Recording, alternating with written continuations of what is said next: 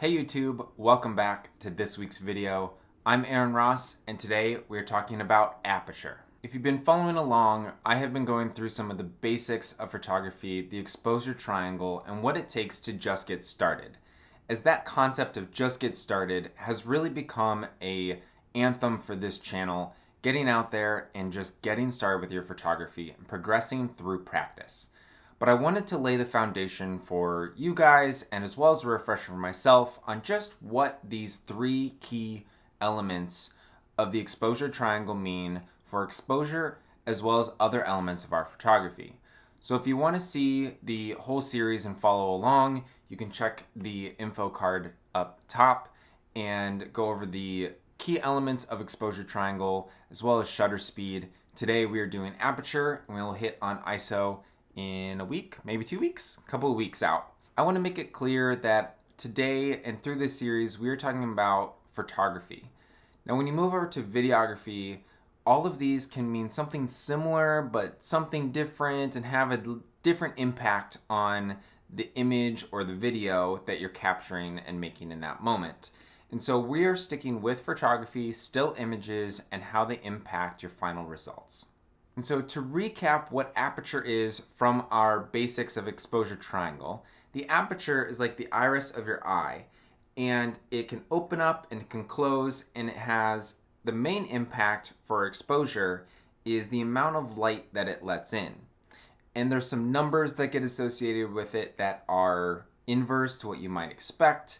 The bigger or more wide open your aperture is, the lower the number, or f-stop sometimes that's referred to as your f-stop.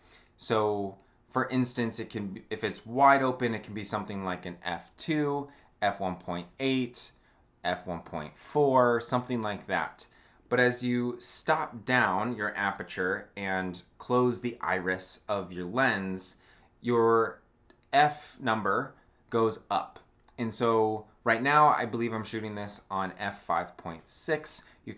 Different lenses go up to different things, but landscape photographers a lot of times use things like f11, f14, and you can sometimes go all the way up to f22, and there are impacts to your images for using those different f-stops. A lot of that does have to do with the amount of light. So if you're trying to expose your image correctly, and you have a really wide open aperture or a really low f-stop number, something like 1.8, you're going to need to use the other two elements of the exposure triangle to compensate for how much light you're really letting in, because if you're outside in the bright sunlight, you're going to need a shutter speed that's really fast and a really low ISO to make sure that you're not overexposing that image.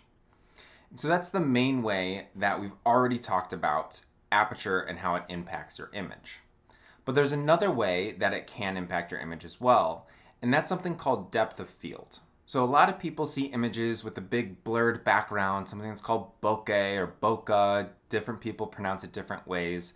And what that means is your depth of field is really shallow. So you're really focused in on, maybe it's a portrait, so you're focused in on the person's face, their eyes, very shallow depth of field, but everything behind them, everything in front of them is blurred out and not in focus.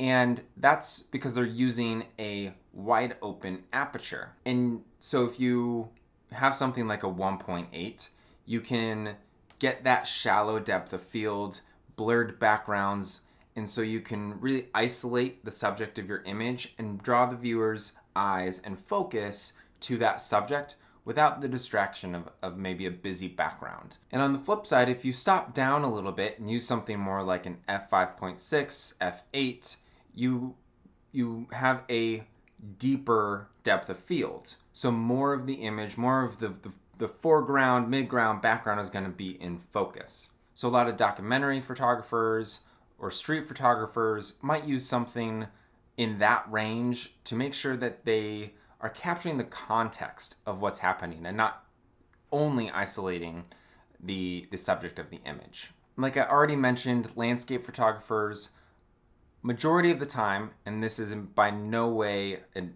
always rule, landscape photographers are looking to have most of their image in focus, all the way from a foreground subject to maybe the mountains that are in the background of an image. And therefore they're using maybe a couple different techniques, but they're going to be using a smaller aperture to make sure that their depth of field captures almost the entire image. And there are other elements that impact your depth of field in terms of how close the subject is to your lens, which focal length you're using, but aperture is going to be a key element to deciding what the feel and level of depth of field you have in your image. Now there's situations where it's useful and situations where it can have trade-offs. And so thinking about a low light situation, you would think that you want to have your aperture as wide or as open as possible to let as much light in. Think about a concert venue, for instance. I'll throw some images up of some concert photos that I've taken for a local band here in Chicago, Fifth Star Band. Check out their Instagram, check out their Spotify, they're great. So in these images, I needed a wide open aperture to make sure that I was capturing the light. But what that meant is that my depth of field is now shallow. So I have to be paying a lot more attention to my focus, because otherwise I may miss where I want to be focused. I may capture the banner behind them on the wall. I may capture maybe the bassist behind the lead singer, and therefore the image is not going to work. It's not going to be in focus in the way that I was intending. And so that's a trade-off when you are in a low light situation, that you need that bigger aperture or wider aperture, lower f-stop number. You're tracking, I'm tracking, we're on the same page. You're going to have to be aware of the impact of opening up the aperture in that setting. And so as we've been talking about through this whole series, experiment. Go and try and play with the aperture on your camera, on the lens, and see what it does when you're close to a subject, when you're far away from a subject, in different scenarios, and how it might impact both your exposure in balance with the other two elements of the exposure triangle, and your depth of field, and what that means for what's in focus, what's not, and being able to capture images that you intend to, and be intentional down the road once you've practiced and understand the impact of changing your aperture, selecting an aperture, and what that does to your image. So make sure and give this video a thumbs up, subscribe as we have more of this coming your way, and remember to just get started.